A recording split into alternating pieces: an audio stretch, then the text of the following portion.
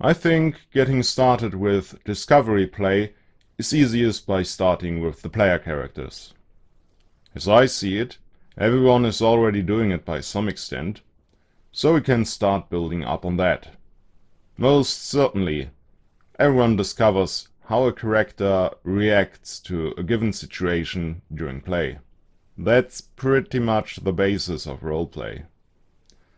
But we can go further than this. Let's have a look at the different aspects that make up a character and discuss if and how we can discover and make them up during play. I'm using a D&D 5e character as an example. Let's start on the top left with the character name. You could certainly leave this blank until your character introduces themselves. Even then, you could start by giving just a first name, or an alias, and make up the rest later. For now, let's call this character Jack.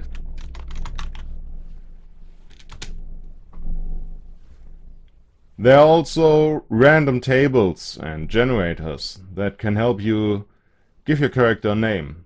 Or you could ask around the table like, I don't give a damn, call me whatever you want. Thus, starting with the nickname Grumps. The same approach can be used for the appearance of your character. For Jack, we describe over the first adventure that he looks to be about 16. It's only 1.6 meters tall, slender, only weighing in at 50 kilograms, has stinging red eyes, pale skin and blonde hair.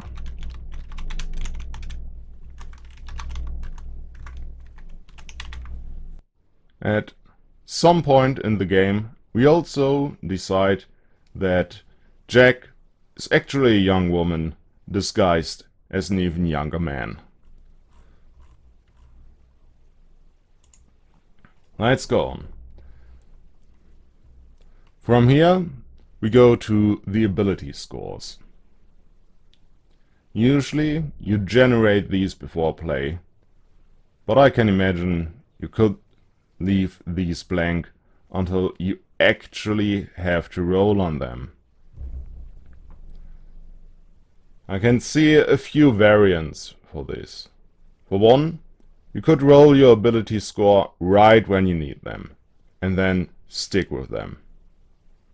That is of course very random, but for an old school type of game, this should work fine. Or you can have a pool of scores to allocate, like 16, 14, 12, 11, 9, 7.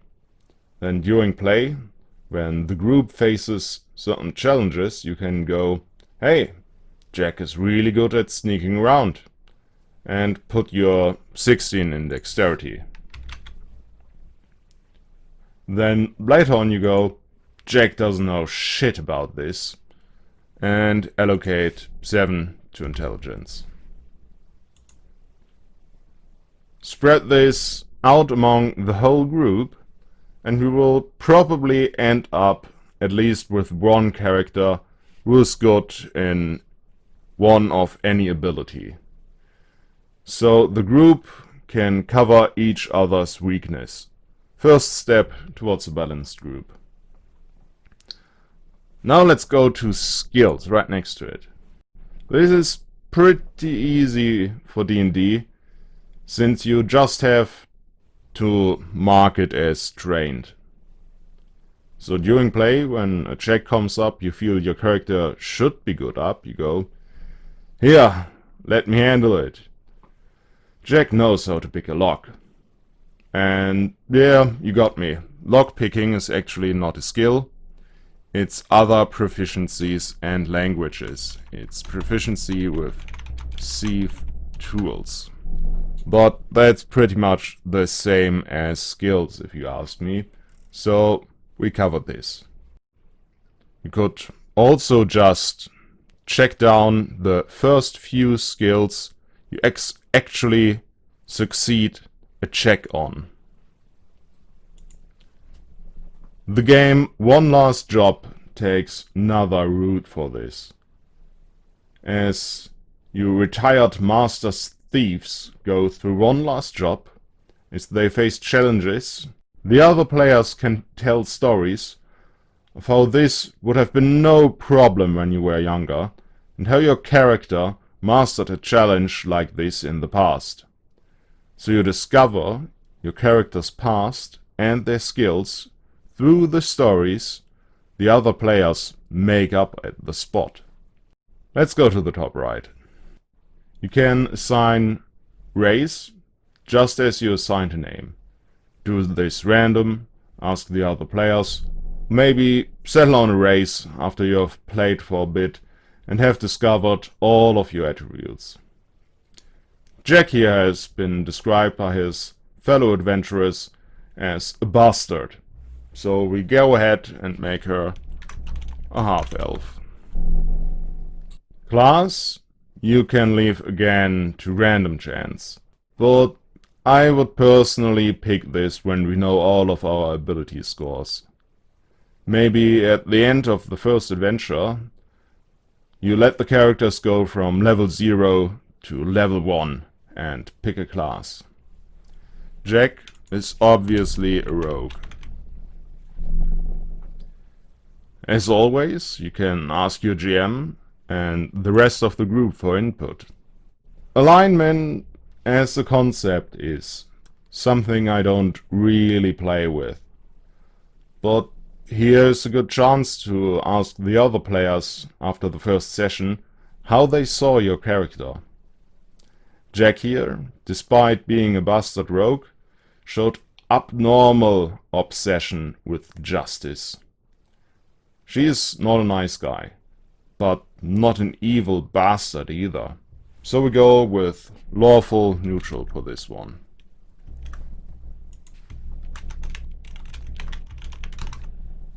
This leads nicely to down here, personality traits. And we can put obsessed with justice in here. This could easily also be an ideal or flaw. We can add more to this later as we discover the character during play. Once again, we either make them up or we notice them when the other players tell us about it. This is very much the same with the rest of the background information. Ideals, bonds, flaws, you can note them down as you discover them. For Jack here, we find out during play that his ideal is justice above all. And his bond is that he owes his life, she owes his life to Grumpy.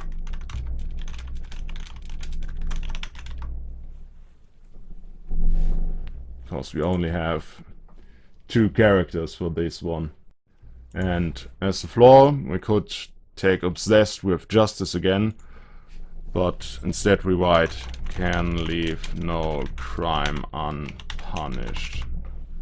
Regular Batman right here.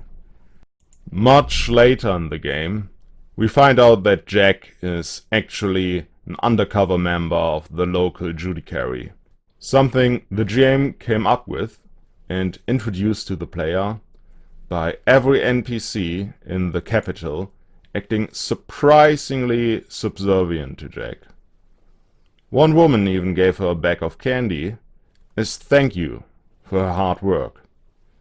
So we note down Jack's background as a so-called judge. Yes, just like in Judge Dredd. Using the methods described so far, it is easy enough to calculate or roll up all the other stats. But what about equipment? There's a few ways I imagine you can go about this one.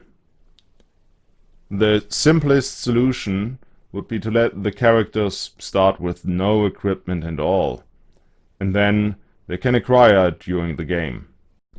Or you could give the group a pool of common items, and everyone can pick one of them when they decide they need it. Or let your players just make up all of their equipment as they go, until the GM decides that enough is enough. Once again, you can let other players make up your equipment. Like, "Hey Jack, don't you have a knife in your boot to get us out of these ropes?" Also, spells can be discovered in the same manner as equipment. And now we have somehow discovered the whole character during the game. It can certainly be done if you're open to the concept. As you might have guessed, Jack here did not come up random to me right now. It's actually a character I played and discovered during the game. It started as a one-shot, where the GM gave us character sheets that had our stats, but nothing else. Our characters started with amnesia and no equipment, hanging from a gallows, but were then cut down and had to investigate what the fuck was going on. So we made up and discovered everything else as said one-shot grew to become an epic campaign. And Judge Jack became one of my favorite characters of all time. So what about you? Do you know any systems that are focused on creating characters during the game? Do you have a favorite character you discovered during the game yourself? Let me know in the comments below. As always, thanks for watching and goodbye.